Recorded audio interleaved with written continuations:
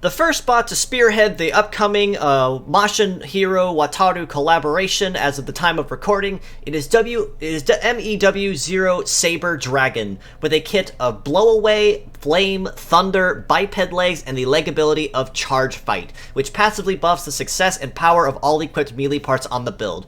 Now, as I said in the official introductory video for this week, introducing the collaboration, Saber Dragon actually introduces two brand new skills to the game, even if they are variants of what we've seen up to this point. This is still our first official chance to get a hold of said skills, and they are still bringing a lot to the table. Blow Away, for instance, as mentioned, is a counterpart to Suction, which we've seen on Gato Alpar, who was released this previous week. Contrary to Suction, which pulls enemies towards the center line, Blow Away actually pushes enemies back to start, so back to the command line or back to their side of the field, and the efficiency of such is relative to the number of equipped heavy parts on the target. So naturally, if you're fighting someone, say for instance Windclap, who is not equipping any heavy parts, Blow Away and Suction may not be the most viable skill to use on the table, as it may not really stall them all that much. But if you're fighting someone like, say, Death Providence, God Emperor, someone who is triple heavy, even Bayonet or Solon as another example that's more conventional and easier to see,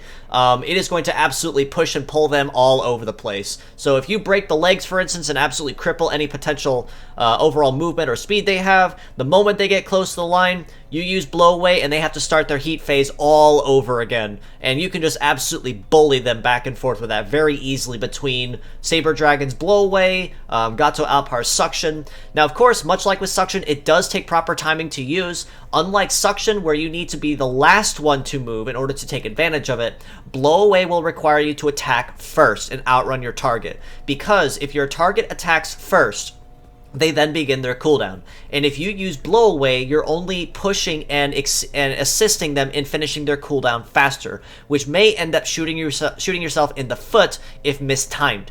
Flame is actually a variant of the new skill we've seen with Big Beef relatively recently with Meteor. The first use of the attack will set the user on fire, but after that, any further and continuous use of Flame after this will get a times 1.5 damage bonus as long as the user remains on fire. So this is one of those few instances where actually having a negative ailment on yourself is actually worth it in one way or in another, because the base damage on that attack is about 1382, almost 1400, which actually is pretty nice, and that puts it on par with most standard, say for instance power rifles, which even then still also get the times 1.5 damage buff. So it's going to be very nice to see that. It is also a pierce damage attack, so he does have that high damage nuking potential as well with Flame, either when you use it as a first hit or after you get yourself set on fire and you get that damage bonus as long as you remain it.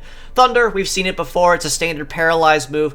Arguably probably not the best stun move of them all, because personally Freeze is much nicer because it does guarantee that your next hit will be a critical hit.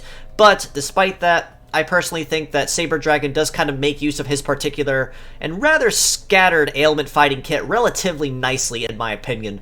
Biped Legs, of course, you can never go wrong with, and they're sporting some very nice stats across the field. 859 for that mobility, melee resist of almost 1300, evade of about 982, almost 1000, which is, I'd say, above average for most Biped Legs up to this point. Across the board, Saber Dragon does have some pretty nice and solid stats. Almost 3,800 HP for the head, about 3,300 per arm, about 3,500 for the legs.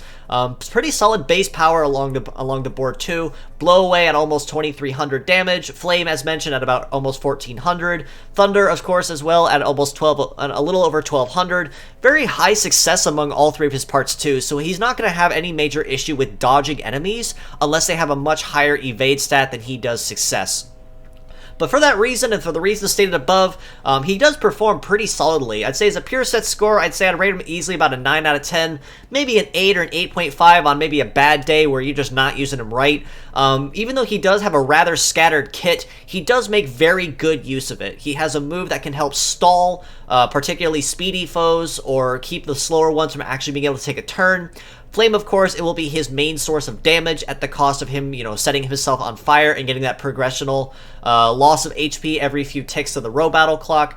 Thunder, of course, for buying some time and stunning some of the more dangerous threats on the field. And the high mobility on his legs does allow him to get around the field with relatively little issue and much ease, so that he doesn't have anything majorly holding him back. So I'd say, and I'd argue pretty easily, that he can fulfill both a conventional and a primary dedicated nuker melee role relatively easily on any team that he's on. For those same reasons, I would rate him as a mixed parts score, about 9 out of 10, more or less the same as his pure set score, in the sense that you can use more or less any of his parts anywhere.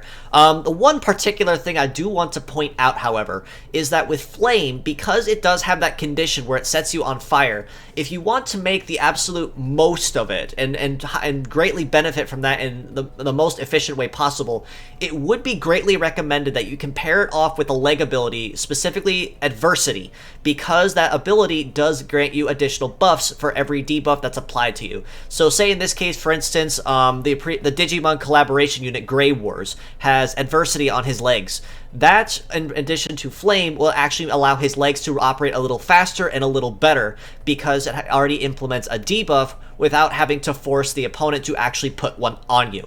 So if you are going to make use of Saber Dragon, pure set or mixed parts, you will generally never be sorry with anything that he does offer in his kit, because he does have a rather scattered but very dedicated melee fight with some very solid stats across the board.